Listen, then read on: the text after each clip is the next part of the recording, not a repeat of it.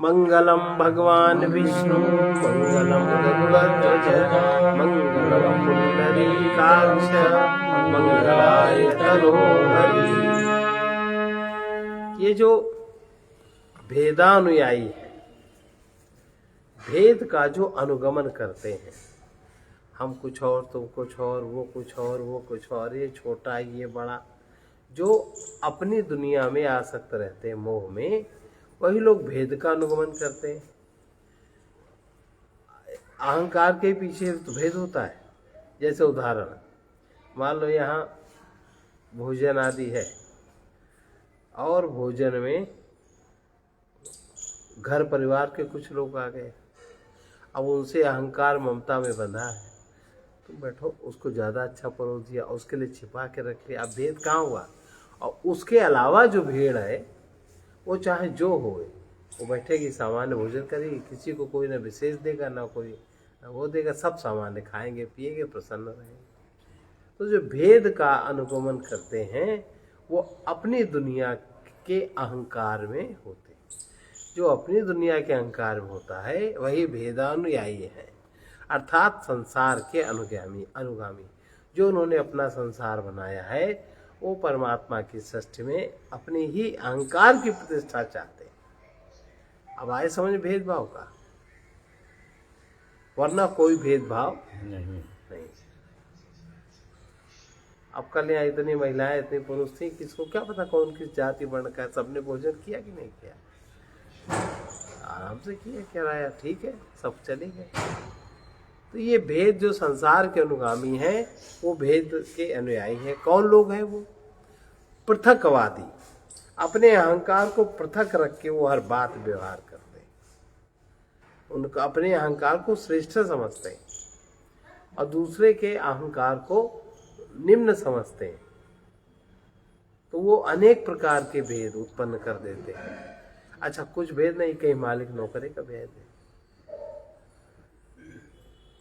कहीं बैठ, अरे हमारे बगल हमारा नौकर कैसे बैठ के भोजन कर रहा है, होता है ना।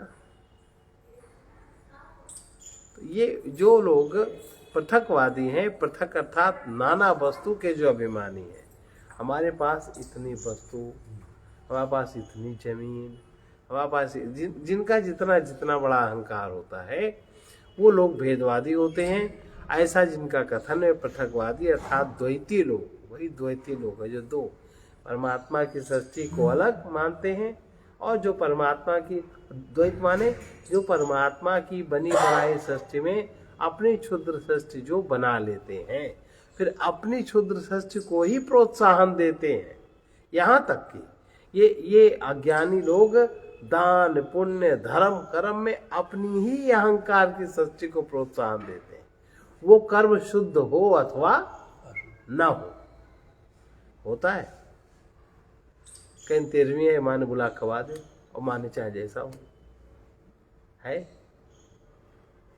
कहाँ लिखा है?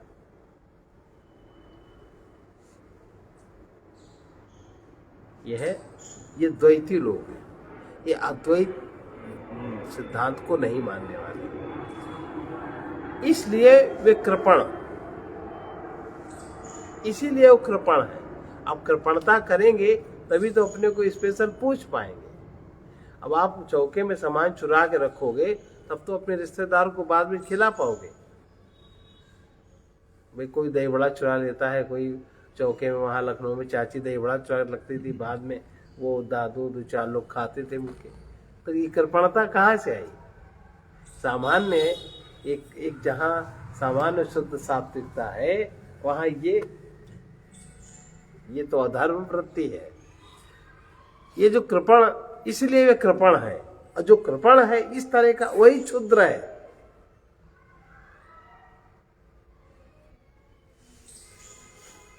वो क्षुद्र की कैटेगरी में आते हैं। ये क्योंकि भेद, जहां भेद है अविद्या कल्पित, अविद्या में आपने कुछ भी मान लिया, आप अपनी मान्यता को ही प्रोत्साहन देते हैं, दबाव देते हैं। जो यथार्थ है उसको आप नहीं समझते। ये हमारी बात ही समझ में, ये द्वैती लोग हैं। ये लोग अविद्या कल्पित द्वैत मार्ग में सर्वदा विचरने वाले। उन लोगों का वैशारथ, उन लोगों का हृदय, उन लोगों का मन कभी वैशारथ अर्थात कभी उनका अंतःकरण विशुद्ध नहीं हो सकता। एक घोषणा है उपनिषद के ऋषि की, वो लोग कभी भी शुद्ध नहीं हो सकते और अतः उनका कृपण होना ही ठीक है, ऐसा इसका अभिप्राय है। इस श्लोक का अभिप्राय वो कृपण है तो उनको, वो लोग ब्रह्म विद्या के इस तत्व के अधिकारी नहीं है। उनका ठीक इसलिए है जो लोग सर्वदा भेद में ही विचरते रहते हैं, निश्चय ही उनकी विशुद्धि नहीं होती। द्वैतवादी लोग भेद की ओर ही प्रवृत्त होने वाले हैं, इसलिए विचारे कृपण हैं, दीन। तो उनका यही होना ठीक है, उनका यही स्टैंडर्ड है। आप उनको ऊपर कैसे बना सकते हैं? आप उनको ऊपर कैसे हटा सकते हैं? लगा सकते हैं? नहीं, आप उसको कर सकते। तो ये महापाप है, क्योंकि इससे आपका कभी मन अंतःकरण शुद्ध नहीं हो सकता। ऐसे लोग बड़े प्रपंची होते हैं, बड़े तिकड़मी होते हैं। देख लो जो इस टाइप के लोग हैं कैसे हैं, उनका चरित्र, चाल चलन, चरित्र आप देखिए कैसा होता है, अच्छा नहीं होता। इसलिए जो आत्मज्ञ व्यक्ति है, आत्मज्ञ है। अच्छा, अब आत्मज्ञ की पराकाष्ठा दो प्रकार की है। एक तो आत्मज्ञ है, वास्तव में है, वो है, सब तो होते नहीं, तो फिर उसकी आज्ञा में चलना धर्म है, उसकी आज्ञा का उल्लंघन करना अपराध है, उसके सामने अपने मन की करना पाप है। अगर आप उसके परिकर में हैं, उसके संरक्षण में हैं, कितनी ही भीड़ हो, वो अगर व्यक्तिगत तौर से आपको जो आज्ञा देता है, आपके लिए वही पालनीय कर्तव्य है। उनको ऐसा कहा, उनसे ऐसा कहा, ये प्रपंच करे, उनके बड़ा खराब व्यवहार है, ये प्रपंच तुम्हारे बस का नहीं है, ये पाप है जो कर रहे हो। आपसे ऐसा कहा तो बस आप उस काम को पालन करिए, बात खत्म। उनसे नहीं कहा, क्या मतलब है? तो ये आत्मज्ञ का, आत्मज्ञ से व्यवहार दो प्रकार का। एक तो आत्मज्ञ स्वयं हो जाओ, तब आपको सब रहस्य पता चलेगा, वो तो हो नहीं सकते सब। तो उसका जो परिकर है, उसका जो क्षेत्र है, उसके क्षेत्र में अगर आप आते हो किसी भी भाव के वशीभूत होकर के, तो आज्ञा पालन का स्वभाव बनाइए। जो कहे आप उसके कथन अनुसार चलते रहो, आप भी आत्मज्ञ हो जाओगे, क्योंकि वो ऐसा कुछ नहीं कहेगा कि जो आपके आत्मज्ञ होने के खिलाफ हो। आप द्वैतवादी हो, आप कर्म को महत्व देते हो, वो आपके कर्म से ही आपको वहां तक पहुंचे, आप पहुंच जाएंगे। तो ये दो तरह का।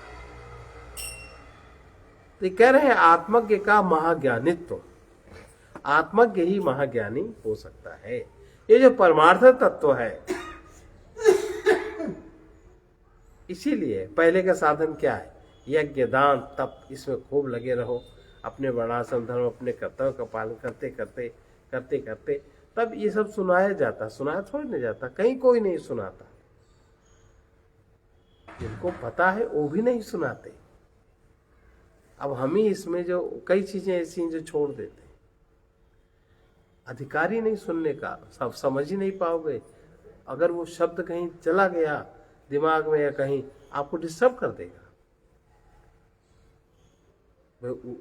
उसका प्रेशर बहुत होगा, आप उलझ जाओगे। तो ये जो परमार्थ तत्व है, ये क्षुद्र चित्त, अविवेकी और जो वेदांत के अनधिकारी, अधिकारी नहीं है, क्षुद्र और मंद बुद्धि पुरुषों की समझ में नहीं आ सकता। मंद बुद्धि माने कामी, मंद बुद्धि माने क्रोधी, मंद बुद्धि माने कि जिनकी शक्ति इन ज्ञानेंद्रियों, कर्मेंद्रियों के द्वारा बहिर् जगत में ही प्रसार पा रही, जो विचार क्षमता से हीन है, जिनका विचार मात्र भोग है, वो मंद बुद्धि है। क्योंकि उनकी अपनी कितनी बड़ी वो हानि करते हैं,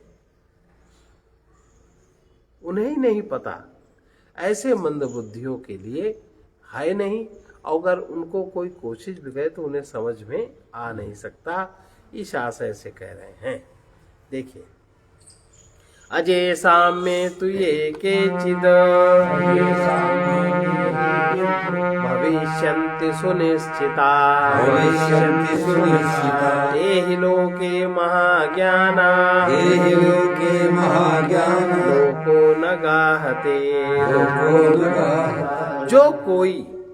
जो भी कोई, इसमें नहीं कि कोई ब्राह्मणों की क्षत्रिय हो कि कुछ को, जो भी कोई जो ऐसा समझ जाएगा वो अधिकारी है, प्राकृतिक विधान से अधिकारी। इसमें कोई कहने की बात नहीं है व्यवहार जगत में कि चिल्लाते फिरो कि तुमने झूठ कहा, तुमने ऐसा कुछ नहीं। जो कोई उस अज साम्य रूप, जिसका एकदम रूप साम्य है, परमार्थ तत्व में, उस अज साम्य रूप परमार्थ तत्व में जो कोई भी अत्यंत निश्चित होंगे, अत्यंत निश्चित हो, उसमें जिनकी निश्चयात्मिका बुद्धि होगी, अत्यंत, जिसको कोई डिगा नहीं सकता, वे ही लोक में परम ज्ञानी है। अब अत्यंत निश्चित कौन हो सकता है? परम ज्ञानी की एक पहचान ये भी है, जो उस अज साम्य रूप परमार्थ तत्व में अत्यंत निश्चित होंगे, वे ही इस लोक में परम ज्ञानी हैं। ऐसा जानना चाहिए,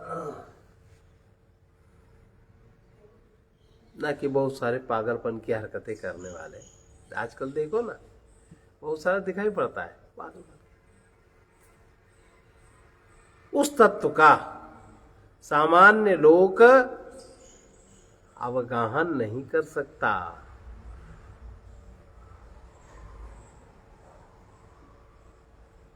सामान्य जो लोग हैं, सामान्य लोक में जीने वाले उस तत्व का अवगाहन नहीं कर सकते, क्योंकि उनकी बुद्धि कहीं निश्चित ही नहीं होती। वो तो उस तत्व में जो अज है, साम्य रूप है, परमार्थ तत्व में जो अत्यंत निश्चित होंगे, वे ही परम ज्ञानी, वे ही इस लोक में परम ज्ञानी, जो अत्यंत निश्चित हो।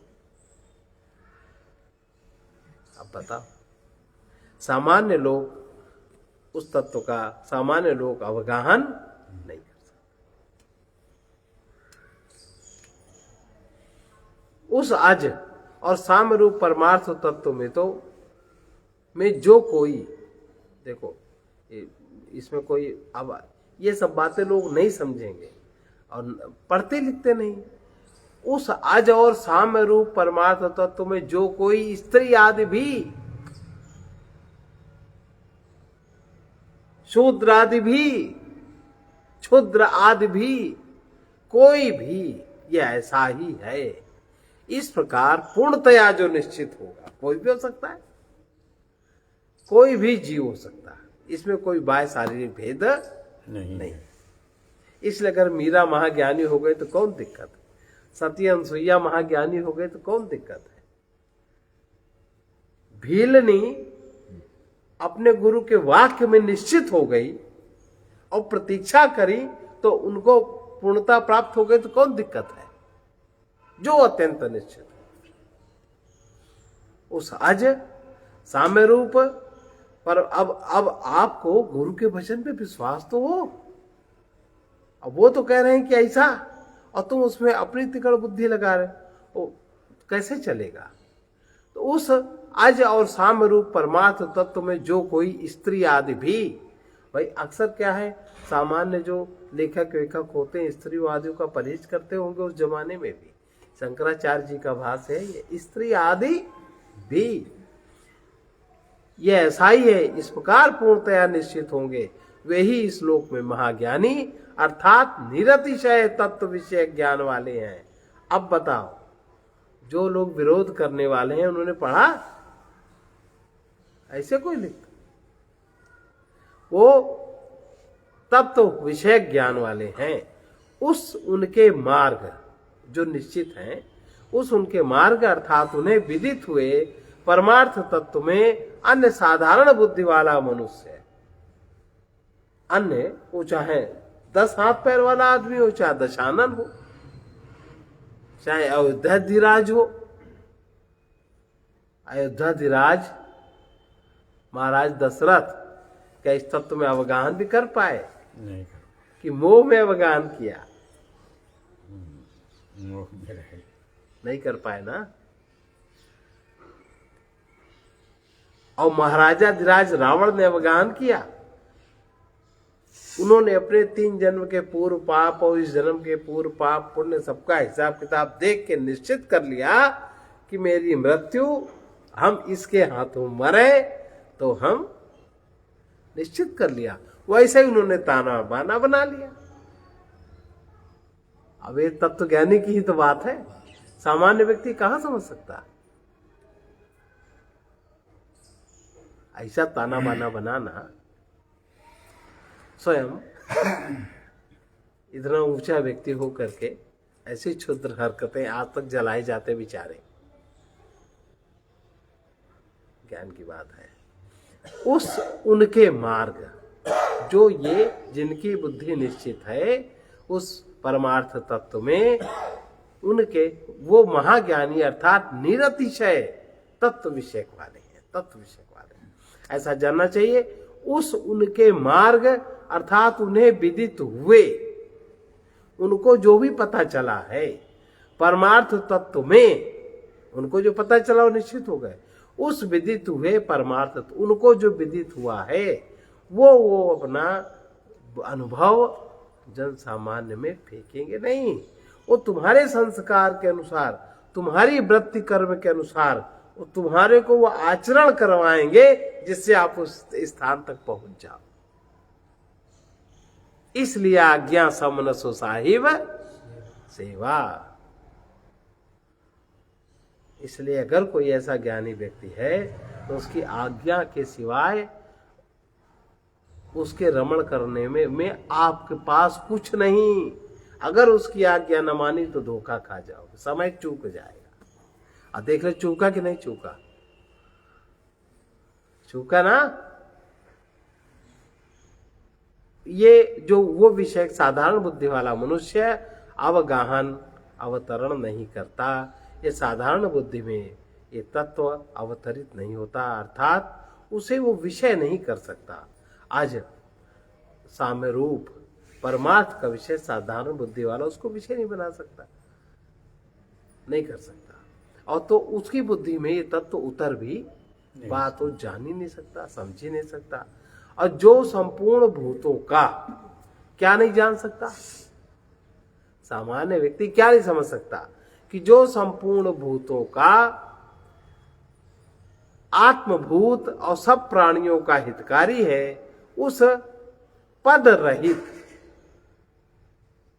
कोई पद नहीं, प्राप्य पुरुषार्थहीन, आपको जो भी पुरुषार्थ प्राप्त है धर्म अर्थ काम मोक्ष, उससे उसमें कोई फर्क नहीं पड़ता। महात्मा के पद को, वो जो महात्मा का पद है उसको जानने की इच्छा वाले देवता भी उसके मार्ग में मोह को ही प्राप्त हो जाते हैं, प्रेम को प्राप्त नहीं होते। तथा आकाश में जैसे पक्षियों का मार्ग नहीं मिलता, उसी प्रकार उसकी गति का पता नहीं चलता। किसकी गति का? जो निरतिशय हो निश्चित हो गए हैं, उनका जो बोध है, उनके मार्ग उन्हें विदित हुए, उन्हें क्या विदित हुआ उस परमार्थ तत्व में पता। ऐसे आकाश में पक्षी की गति का पता नहीं चलता, पता नहीं कोई लगा सकता, इसलिए उसकी गति का पता नहीं चलता इत्यादि स्मृति से तो यही बात है। उनका महाज्ञानित्व, उनकी गति का पता नहीं चलता, उनको कब का कैसे क्या कहाँ क्या होता है कैसे, इसलिए उनके विषय में दिमाग नहीं लगाना चाहिए, धोखा हो जाएगा।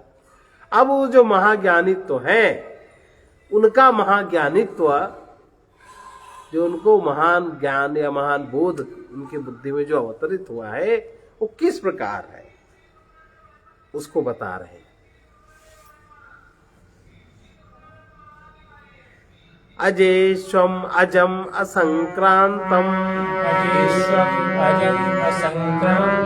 धर्मेषु ज्ञानमिष्यते यतो न क्रमते ज्ञानम्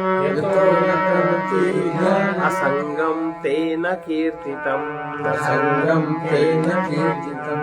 अजेष्वजम असंक्रांतम धर्मेषु ज्ञानमिष्यते यतो न क्रमते ज्ञानम् संगम तेन कीर्तितम् अजन्मा, जो अजन्मा है, आत्माओं में स्थित अज रूप से, आत्माओं में इतनी सारी जो आत्माएं हैं अलग अलग, उनमें जो अजन्मा तत्व है वह अज रूप से अज, अर्थात अज माने नित्य, नित्य अजन्मा तत्व नित्य। ज्ञान असंक्रांत माने अन्य विषयों से वो ज्ञान नहीं मिलने वाला, किसी व्यक्ति से नहीं मिलने वाला, किसी परमात्मा से नहीं मिलने वाला, वो अन्य विषयों से न मिलने वाला माना जाता है। किसी दूसरे विषय से नहीं मिलेगा कि हमने तो कर्तव्य निभा कर दिया, आप तो भगवान की कृपा हो जाएगी, कहीं नहीं होने वाली है। तुमने अपना कर्तव्य क्या निभा दिया?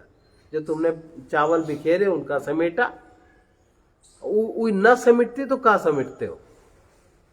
भाग भूख जाते हैं, कहाँ समेट, अभिमान बहुत।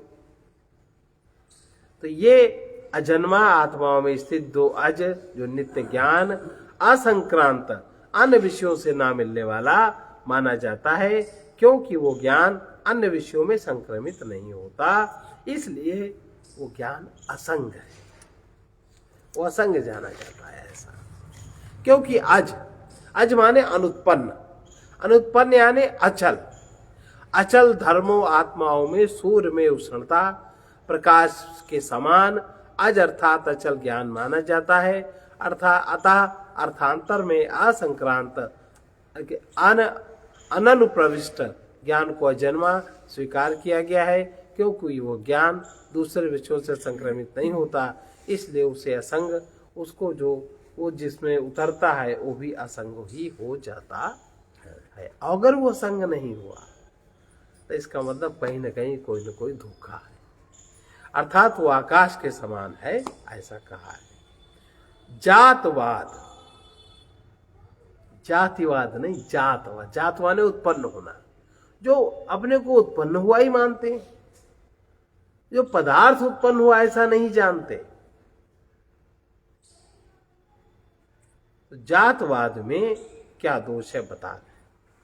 आत्मा को जो उत्पन्न हुआ मानते हैं, कोई कहता है जीव उत्पन्न हुआ, कोई कहता आत्मा उत्पन्न, कोई कहता हम मरेंगे, कोई कहता ये जातवाद, एक भीड़, मरा हाय हाय जिया, हाय हाय हटा, हाय हाय, जो पदार्थ की गति को, जिनका पदार्थ की गति का ज्ञान नहीं है, जिनको सृष्टि का ज्ञान नहीं है, जिनको, वो ही जातवाद में उलझन करते हैं।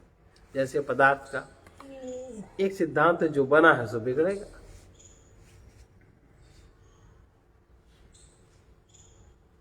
इस बात को जो नहीं जानता और जो मैं मेरा मानता है, वो क्या कहता है, हाय मेरा बेटा, मेरा पति, मेरा पुत्र, मेरा प्राण, और जो हमारी गुलामी कर ले, जो मेरी वासना पूर्ति कर दे, वो हमारे ज्यादा करीब, हम किसी काम आ जाए, ये सिद्धांत जो भूल जाता है।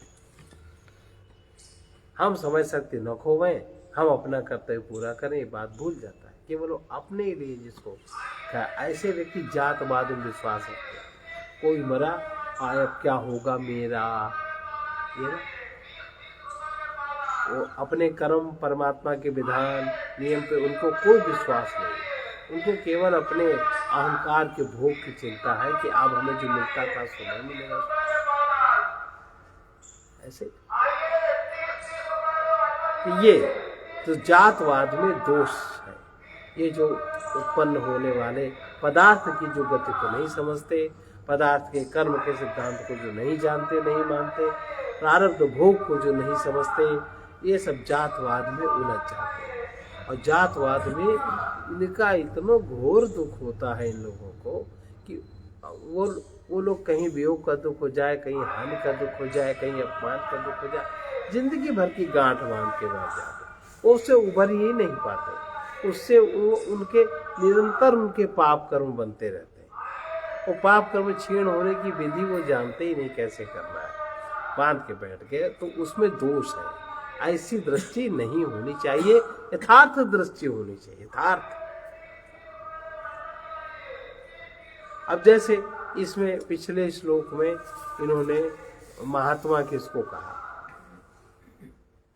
महात्मा कह रहे हैं जो संपूर्ण भूतों का आत्मभूत और सब प्राणियों का हितकारी है, उस पद रहित, उसमें कोई पद नहीं है, उस पद रहित प्राप्य पुरुषार्थहीन, जो पद रहित है वो निरंतर प्राप्त है, पुरुषार्थ से वो प्राप्त नहीं होता। और पुरुषार्थहीन महात्मा के पद को, वो महात्मा पद है, महात्मा के पद को जानने की इच्छा वाले देवता भी उसके मार्ग में मोह को प्राप्त हो जाते हैं, तथा उस महात्मा के पथ में जो चलता है, महात्मा के पद के प्राप्ति में जो चलता है, अज के उसमें जो चलता है, तथा आकाश में जैसे पक्षियों का मार्ग नहीं मिलता, उसी प्रकार उसकी गति का पता नहीं चलता जो उस महात्मा के पद को प्राप्त कर लेता है, उसका आप जान नहीं सकते।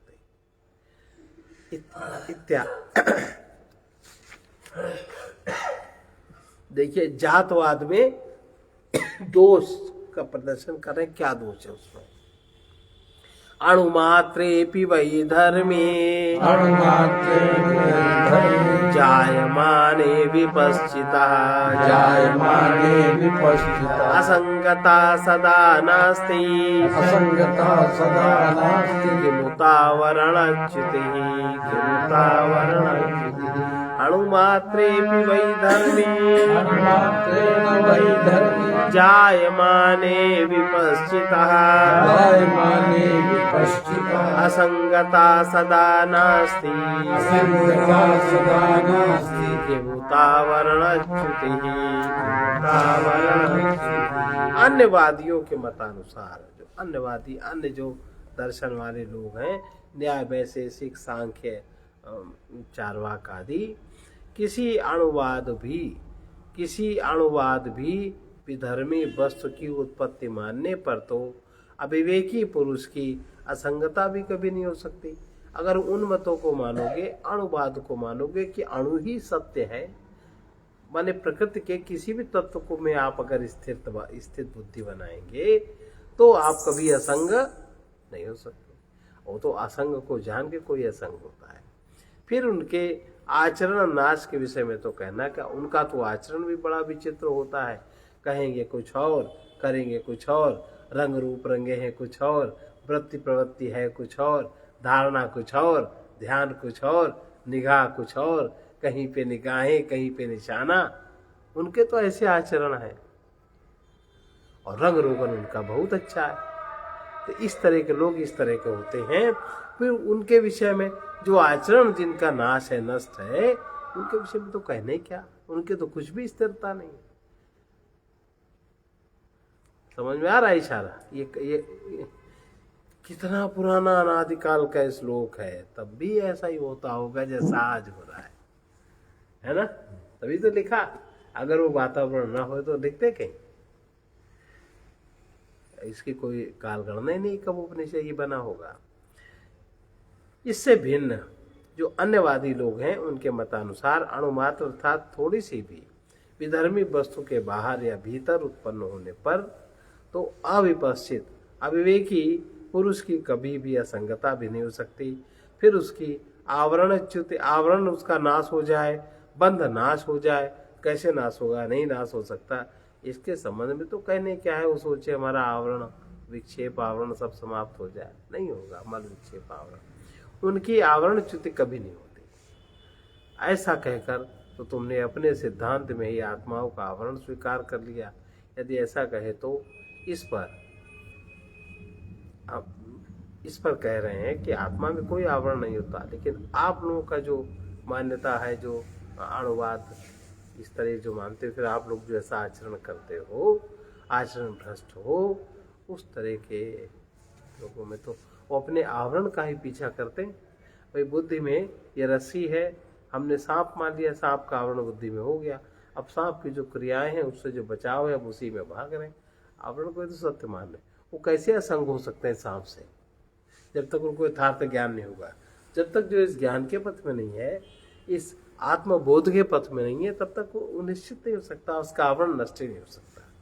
ये कह रहे हैं अलब्ध धारणा सर्वे, अलब्ध धारणा सर्वे, धर्मा प्रकृति निर्मला, धर्मा प्रकृति निर्मला, आदौ बुद्धास्तथा मुक्ता, आदौ बुद्धास्तथा मुक्ता, बुध्यन्त इति नायका, बुध्यन्ति इति नायका, अलब्धा वर्णा धर्म सर्वे, अलब्धा वर्णा धर्मि सर्वे, अलब्धा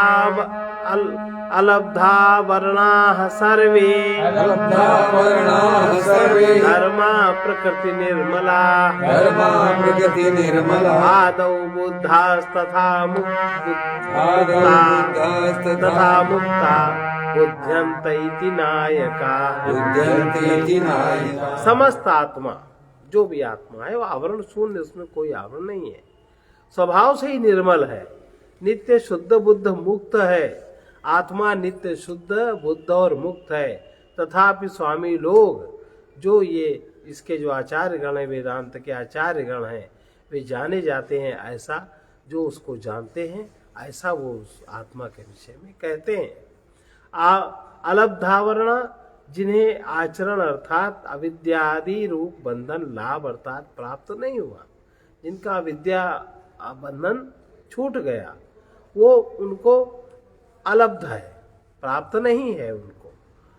वे धर्म अलब्धावरण अर्थात बंधन रहित, प्रकृति निर्मल, उनका स्वभाव निर्मल है, उस स्वभाव से ही शुद्ध और आरंभ से ही बोध को जो प्राप्त हुए मुक्त स्वरूप है, जिनका जन्म ही मुक्त, जो जन्म से ही मुक्त है, जिन्होंने कोई प्रयास नहीं किया, ऐसे अलब्धावरण, आवरण जिसको अलब्ध है, प्राप्त नहीं हुआ। फिर से देखें, जिन्हें आवरण अर्थात अविद्या रूप बंधन लाभ भी प्राप्त नहीं हुआ, वे धर्म अलब्धावरणा, बंधन रहित, प्रकृति निर्मल, स्वभाव से ही शुद्ध और आरंभ से ही बोध को जो प्राप्त हुए मुक्त स्वरूप हैं, क्योंकि वे नित्य शुद्ध मुक्त स्वभाव हैं।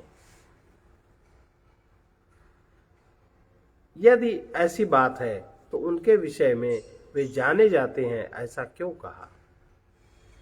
वे जाने जाते हैं ऐसा नहीं कहना चाहिए। कह रहे हैं जो नायक, जो इस प्रकार के स्वामी लोग हैं, जानने में समर्थ हैं, जिनकी बोध शक्ति युक्त स्वभाव वाले लोग, उनकी बोध शक्ति को जो उनसे युक्त लोग हैं, उनसे जो जुड़े हुए लोग हैं, उस स्वभाव वाले लोग उनके विषय में उसी प्रकार ऐसा कहते हैं जैसा वो देखते हैं। जैसे कि नित्य प्रकाश स्वरूप होने पर भी सूर्य के विषय में सूर्य प्रकाशवान है, ऐसे ही तो कहा जाएगा। हर व्यक्ति कहेगा, अंधा ही नहीं कहेगा, और अंधा भी अगर सुन करके मानेगा तो वो भी कहेगा, लेकिन अंधा उस चीज को अनुभव नहीं कर सकता। अगर अनुमान प्रमाण से वो अनुभव करेगा, सूर्य की हीट अगर अनुभव करेगा तो अंधा भी कहेगा, पर दृष्टि से वो पदार्थ को पकड़ नहीं पाएगा। ऐसा सूर्य प्रकाशमान है ऐसा कहा जाता है, तथा सर्वदा गति शून्य होने पर भी पर्वत खड़े हैं ऐसा कहा जाता है। पर्वतों में गति तो है, पर वो गति सामान्य व्यक्ति की आंखें नहीं पकड़ पाती, तो कहते हैं पर्वत गति शून्य। लेकिन जो विशेष से उसको मापते हैं तो कहते हैं सृष्टि में कोई भी पदार्थ अगति वाला है ही नहीं, सब अस्थिर है, सब चल रहा है। पर्वत भी तो बढ़ते हैं, लेकिन सामान्य दृष्टि वाला कहेगा पर्वत गति शून्य। सामान्य दृष्टि वाला ये भी समझता हमारा शरीर गति शून्य है, तो शरीर क्या गति शून्य है? सामान्य व्यक्ति ये समझता है कि हमारा शरीर गति शून्य है, हम ऐसे ही रहेंगे। और जब कभी वो बात करता है तो शरीर को ही लेके बात करता है। जैसे कहेगा शरीर को हम मानता है, हम जब जला दिए गए तो हमको कैसा लगेगा, कहता उसको नहीं पता जो जलाया जाता है उस समय अलग तत्व होता है और जो नहीं जलता अनुभव करता है वो अलग होता है। सामान्य का तो जाने दीजिए। इसलिए अजातवाद बौद्ध दर्शन नहीं है। क्रमते नहीं बुद्धस्य, बौद्ध माने यहाँ ज्ञानियों की बात कही है। ज्ञानी माने वही बौद्ध नहीं, जो बुद्ध लोग हैं उनका जो समूह है उनको बता रहे हैं। क्रमते नहीं बुद्धस्य, ज्ञानम धर्मेषु तायिनः, सर्वे धर्मास्तथा ज्ञानम, नैतद् बुद्धेन भाषितम्। क्रमते नहीं बुद्धस्य, ज्ञानम धर्मेषु तायिनः, धर्मे धर्म सर्वे धर्मास्तथा ज्ञानम, नैतद् बुद्धेन भाषितम्। ये अखंड प्रज्ञावान लोग हैं, जिनकी प्रज्ञा अखंड से संबंधित है और अज तत्व से संबंधित हो गई। जो अखंड प्रज्ञावान परमार्थदर्शी का ज्ञान धर्मों माने जो अलग अलग विषयों में संक्रमित नहीं होता, वो उसके सामने कितने ही विषय हों पर उनका ज्ञान बदलता। आप चाहे उनकी एक बात को कितने बार पूछो उनका वही जवाब हो, वो विषयों के आधार पर उनका ज्ञान बदलता नहीं। अखंड प्रज्ञावान परमार्थदर्शी का ज्ञान विषयों में संक्रमित नहीं होता और ना ही उनके मत में संपूर्ण धर्म जो है, संपूर्ण धर्म आत्मा ही कही जाती है। संपूर्ण धर्म आत्मा नहीं कहते, परंतु ऐसा ज्ञान बुद्ध देव ने नहीं कहा। जो बुद्ध ये हुए हैं उन्होंने ये बात नहीं कही, अर्थात वो बौद्ध सिद्धांत नहीं है। ये जो बात है ये उपनिषद का सिद्धांत है, जिसको वो अपना सिद्धांत, उन्होंने ये बात नहीं कही, उन्होंने कुछ और कहा और इसको लोग मानने लगे। तो ये उपनिषद का सिद्धांत है, ये बुद्ध का सिद्धांत नहीं। जो बुद्ध नाम से अपने को प्रचारित किया है जिन्होंने, ये उनका सिद्धांत नहीं है।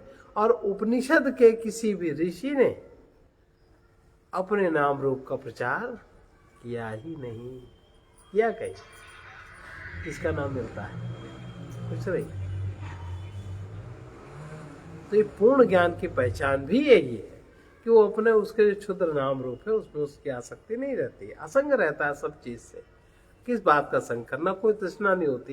ये जो तृष्णा वाले लोग हैं अनेक तरह के नाम रूपात्मक जगत में अपनी अलग स्थापना करने की विडंबना करते हैं। ज्ञानी ऐसा नहीं करता। ताई माने जिसका ताय यानी विस्तार, जिसका विस्तार हो उसे ताई कहते हैं। क्योंकि ताई संतानवान निरंतर अर्थात आकाश सदृश पूजावान प्रज्ञावान बुद्ध परमार्थदर्शी का ज्ञान धर्मों में विषयांतरों में कभी संक्रमित नहीं होता, अपितु सूर्य में प्रकाश की भांति आत्मनिष्ठ रहता है। उसी प्रकार संपूर्ण धर्म अर्थात आत्मा भी ज्ञान के समान ही आकाश सदृश होने के कारण कभी अर्थांतर कभी संक्रमित नहीं होते अर्थात नहीं जाते। इस प्रकरण के आरंभ में जिसका ज्ञाने नाकाश कल्पेन इत्यादि श्लोक द्वारा उपन्यास किया गया, आकाश सदृश निरंतर बोधवान का उससे अभिन्न होने के कारण वही है आकाश सदृश ज्ञान कभी अर्थांतर संक्रमित नहीं होता। ये ऐसे ही धर्म भी है, अर्थात वे भी आकाश के समान अचल अविक्रिय निरवयव नित्य अद्वितीय असंग अदृश्य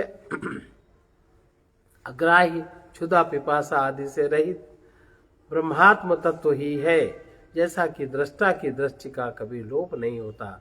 इस श्रुति से सिद्ध है। दृष्टा माने आत्मा, देखने वाले का कभी लोप नहीं होता। ज्ञान ज्ञेय और ज्ञाता के भेद से रहित इस सद्वय परमार्थ तत्व का बुद्ध ने निरूपण नहीं किया।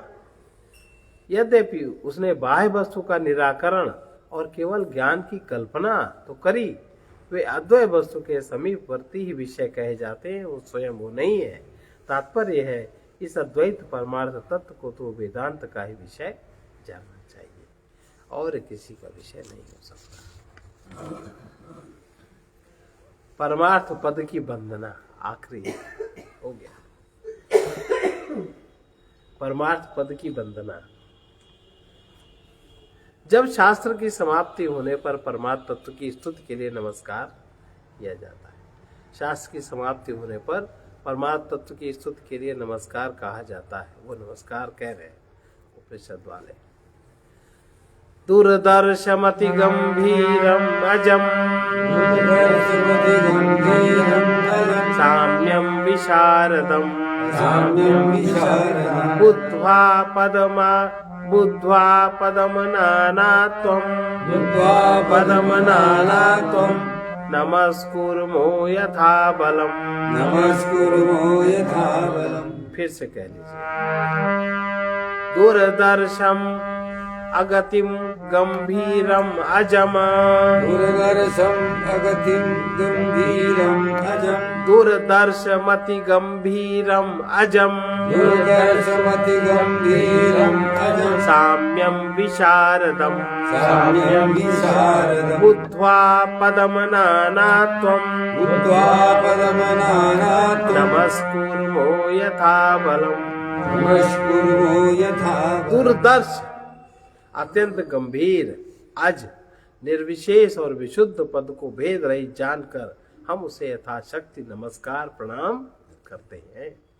जिसका कठिनता से दर्शन हो सकता है, ऐसे दूरदर्श अर्थात अस्ति नास्ति आदि चारों कोटियों से रहित होने के कारण दुर्विज्ञ अतएव अति गंभीर मंद बुद्धियों के लिए महासमुद्र के समान दुष्प्रवेश्य तथा अजन्मा साम्य रूप निर्विशेष और विशुद्ध ऐसे पद को भेद रहित जानकर तद्रूप हो और उस अव्यवहार्य पद को भी व्यवहार का विषय बनाकर हम उसको यथाशक्ति नमस्कार करते हैं। अब जो भाष्यकार है शंकराचार्य जी, उनकी वंदना की गई है कि उन्होंने इस श्लोकों को ठीक समझ करके उसकी ठीक व्याख्या करनी बस किया। ये पढ़ पाएंगे, कठिन है।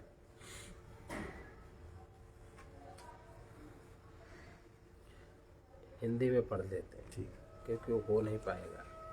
जिसने अजन्मा होकर भी अपनी ईश्वरीय शक्ति के योग से जन्म ग्रहण किया, शंकराचार्य, गति शून्य होने पर भी गति स्वीकार की तथा जो नाना प्रकार के विषय रूप धर्मों को ग्रहण करने वाले मूढ़ दृष्टि लोगों के विचार से एक होकर भी अनेक हुआ है, और जो शरणागत भयहारी है, उस ब्रह्म को मैं नमस्कार करता हूँ।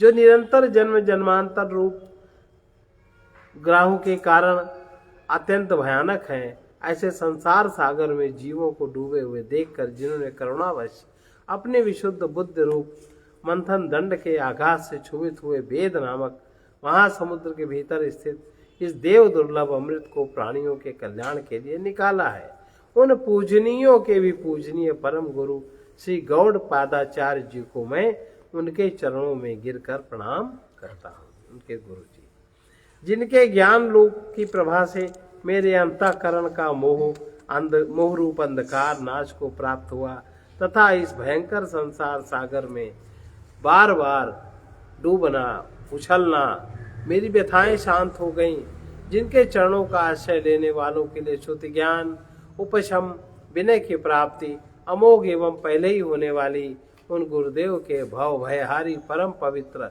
चरण युगलों को मैं सर्वतोभाव से नमस्कार करता हूँ। इति श्री गोविंद भगवत पूज्य पाद शिष्य परम हंस परिव्राजकाचार्य शंकर भगवता कृतौ गौड़ पादीय गमशास्त्र विवरणे अलात शांत रूपम चतुर्थ प्रकरणम। ओम शांति शांति शांति शांति पाठ कर ले। ओम भद्रम कर्णेभिः शृणुयाम देवा भद्रम पश्येमाक्षभिर्यजत्राः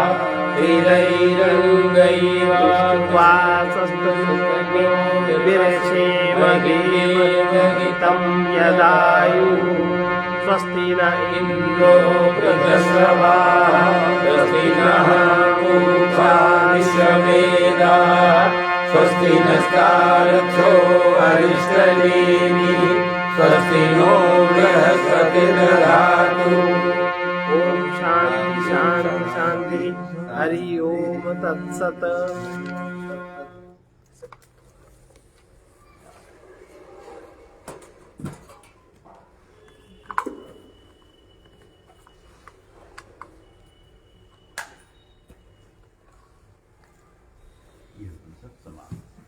सर्वे भवन्तु सुखिनः सर्वे सन्तु निरामयाः सर्वे भद्राणि पश्यन्तु मा कश्चित् दुःखभाग् भवेत्। कृष्णाय वासुदेवाय हरे परमात्मने प्रणतक्लेशनाशाय गोविन्दाय नमो नमः। ओम ह्रौं जूं सहा ॐ ह्रौं जूं सः भूर्भुवः स्वहा ॐ भूर्भुवः स्वः ओम त्र्यंबकं यजामहे ॐ त्र्यम्बकं यजामहे सुगंधिं पुष्टिवर्धनम् सुगन्धिं पुष्टिवर्धनम् उर्वारुकमिव बन्धनात् उर्वारुकमिव बन्धनात् मुक्षीयमामृतात् योर्मुक्षीयमामृतात्। ओम स्वः ओम भुवः भूः ॐ सा ॐ भुवा भूः ओम सः जूं ह्रौं ॐ सा जूं ह्रौं ॐ